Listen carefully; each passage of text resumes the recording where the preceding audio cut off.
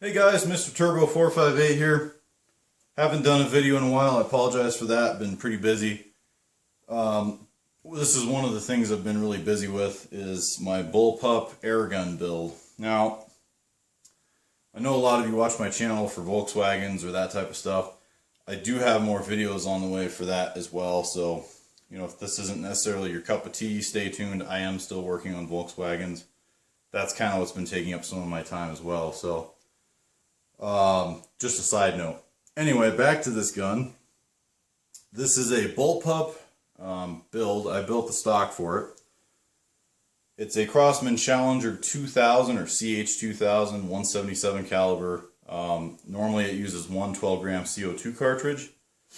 It's been converted to bulk fill with a special end cap that I built out of aluminum. It's all machined. It has threads. It threads in there. And there's a vent hole on the bottom of the air tube so that when you take the 12-gram CO2 cartridge out, it vents out of the hole instead of pushing the tube.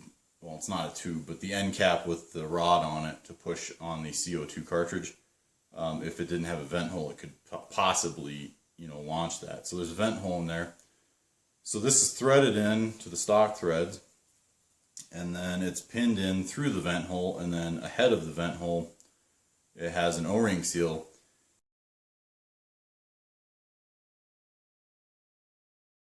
The valve already has an O-ring seal on it from the factory, so it's pretty easy to swap over. I did bore out where the CO2 cartridge bottleneck would go and remove the seal and everything in there so that the air can get into the valve a little bit quicker and maybe a little bit more volume. Aside from that, the transfer port's probably like 40 thousandths of an inch stock. I match ported it to the actual breech or barrel transfer port size. I think it was like around 0.165 inches or something like that. So that helps it a lot. There's a restrictor ring in the valve, remove that, and then reassembled everything. And it's got quite a bit of other mods done, but we won't delve into that. It's pretty much standard 2240, 2250, 2260 mods. It's same concept, same valve almost. It's just a different outer valve piece, valve body. So that being said, if you increase volume or airflow or velocity of the air, this bolt is actually spring loaded between the charging handle and the bolt. And what's happening for me is I'm only at 600 feet per second with bulk fill CO2. Of course, I get around 100 shots before it drops below 550. So it's extremely consistent, and you can shoot for a very long time on one fill of bulk CO2 out of a paintball tank. Now, I'll probably just add in a heavier spring back here in the bolt assembly itself, but that's the only thing I'm thinking of that would help fix it other than a limiter. But anyway, so the other cool part about this gun is that it has an electronic firing mechanism. The trigger here has contact with a micro switch right in front of it. And when you pull the trigger, it activates the micro switch. But basically when you pull the trigger, it completes the circuit from a 9-volt battery, which is inside the stock here under the air tube. Then there's wire channels running back here to the solenoid. I have an electronic solenoid. I don't remember the part number. I can tell you it's a 1/2 inch in diameter and 1 inch long. And when I search that on Google, it only pops up a couple of solenoids. So that's probably the one I used. I think it was Magnetic Sensor Systems or something is where I bought it from. But basically, that's a pull type solenoid. So the solenoid has a rod in it, and the sear sits on top of it, and when you pull the trigger, the solenoid rod pops out of the way, allowing the sear to drop, thus firing the gun.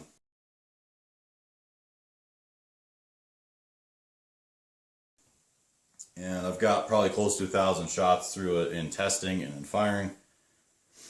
Haven't had to replace the 9-volt battery yet. So one thing I would probably add to this, and I probably will, is an armed light, so that when the system is armed initially, so basically your safety's off, which this button right here is the safety switch. It clicks on, clicks off. If I could add a light in here that would let me know that this is in fact on or off, that would be helpful, because you really can't tell unless you try and fire the gun. And then the other thing is the trigger is incredibly light. It's just that little click to the micro switch there. Probably well under a pound pull weight. I need to work out the take up and over travel. It's kind of a sloppy trigger, but we're working on that. 3 to 9 by 32 UTG scope with quick adjust turrets. You pop them up, rotate it, that sort of thing. Very cool scope, mil dot reticle. Kind of overkill for this gun, but it looks neat, and it's actually an extremely clear scope. So there's that. The butt plates from a Crosman Challenger 2000, taken off the original stock and glued on there. There's some hardware store pine and a couple pieces of burl maple, and quite a lot of time working on it. It's actually come out to be a very nice gun. See if you can see some grain here. I love burl maple. It's got all kinds of voids that pop up when you sand it down, and even like this on the end cap here, there's a little kind of a knot or something there, and I think that's cool. A lot of people, it drives them nuts, but so you can see how shiny it is. It's got about 6-7 coats of true oil on it, and it's held in with one screw right there. Custom made front scope mount, custom made rear scope mount. This is a Air Force Tri-Rail 11mm dovetail. I don't know if I said that or not. And bulk fill end cap with Foster fitting, bipod. The bipod's got a sling swivel stud mount, so there's a stud under there, and then I don't have one on the butt end yet. This hole here is to actually ventilate for the electronic solenoid to get airflow to it. It doesn't really heat up, that I've noticed, because you're not like holding the trigger for 8 hours or something like that. But cool grain. This is actually 2 pieces of 3/4 inch plywood, not plywood, excuse me, pine.